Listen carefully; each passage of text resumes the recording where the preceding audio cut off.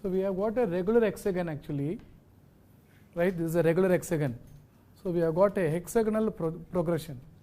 We have got an hexagon, right? Regular hexagon means all sides equal, all angles equal. So if I am going to take this angle is going to be 120, this one is 120, this is 120, and this one is 120, this is 120, this is 120, and all the sides are equal.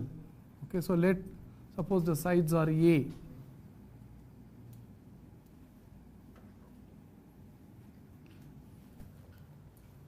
Correct. So the what happened is, you can see that actually there is an extension of each side. It's extended by the same length actually.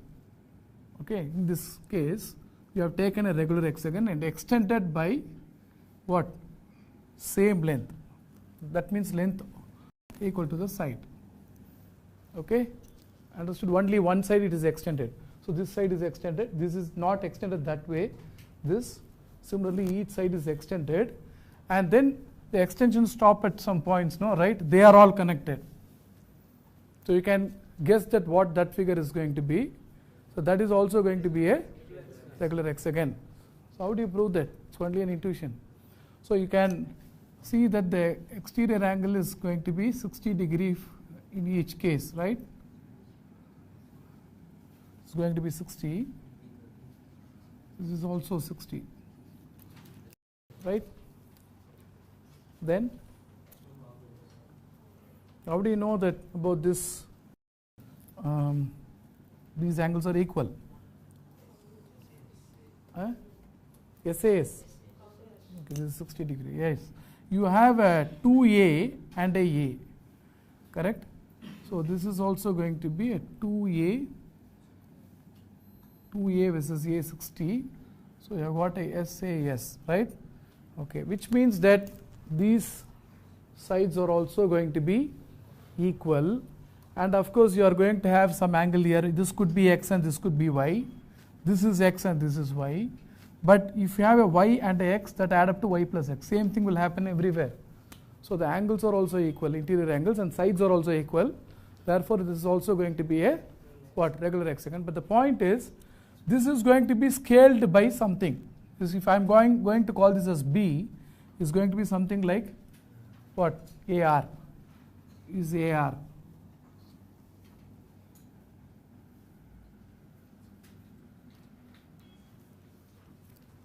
Correct? And so what is going to be my next progression geometrically? This hexagon I am going to take and extend the same length. So I will be getting some tips. Then I am going to connect that. So that's going to be what? Because I may be getting the same similar triangle. So my A versus this is going to happen the same thing with AR versus that. That is AR into R is going to be AR squared. Therefore if I am going to blow this hexagon further in many steps, at each step it's one side is going to get magnified by R. Understood or not? In fact, can we find that R itself here? Can we find the R? What? Root 3. How? Because this is going to be actually a 90-30 triangle. How do you find that? So if you are going to connect this point, correct, it is isosceles. If I am going to connect, then since this is 60 degree, that is also 60-60. And now if I am going to connect, this is also going to be equal. If I am going to connect this, this is also going to become 60-60. This becomes isosceles. So this is 120 and this becomes 30-30. So 60 plus 30 becomes, so you are going to get a 90-30, 90-30 like that. In a 30-60-90 triangle, we know that this is ratio is 1 is to root 3 is to. So in fact R is root 3. So with A as a side of the hexagon, if I blow, I get a new regular hexagon whose side is root 3A, right? So with root 3A, if I am going to do, next I will be getting what?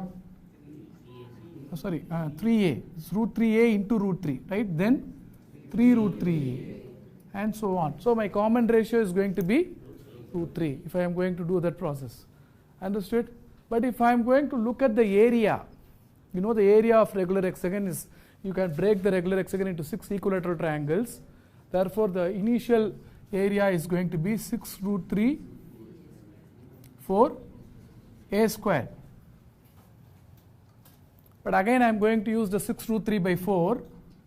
But this time what is my root 3a? The whole square. That means into. So what happens? How much it is multiplied? 3 times. So side gets multiplied by root 3 and area gets multiplied by 3. Then what will happen to the next hexagon's area? That will further multiply by 3. Therefore, you see that sides goes in geometric progression with common ratio root 3 and areas goes in geometric progression with common ratio 3. So this is what is geometric progression. You have, it's not that you fix the ratio. It's automatic. You fix only a same pattern of growth and you get a similar hexagons. Last time we got the similar triangles. This time we are getting similar hexagons. Because as you started with a regular hexagon, you have got a regular hexagon and the side is becoming root 3 times like that.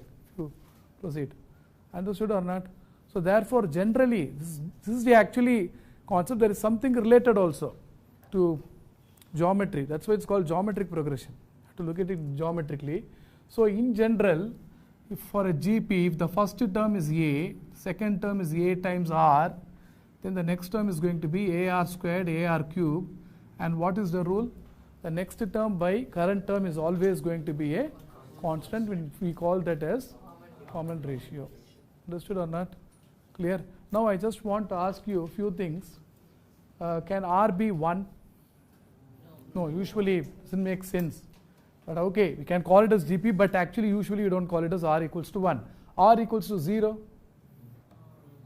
If you have a 0, what will happen? Suppose I start with 6 into 0, 0. Then 0 into 0, 0. Then you will stop there. So progression means there should be some movement. Either you should decrease or increase. It's progression. So R equals to 1, 0. And even minus 1 is not good. You know why? It will toggle between A and minus A. A minus A minus A like that. So therefore usually 1 and 0 are really bad. Okay, minus 1 is also not that good. Therefore usually we don't take common ratios. What? Minus 1, 0, 1 for GP. Just like in AP, D equals to 0 is unusual. Correct? So similarly R equals to 0, 1 or minus 1 we generally avoid.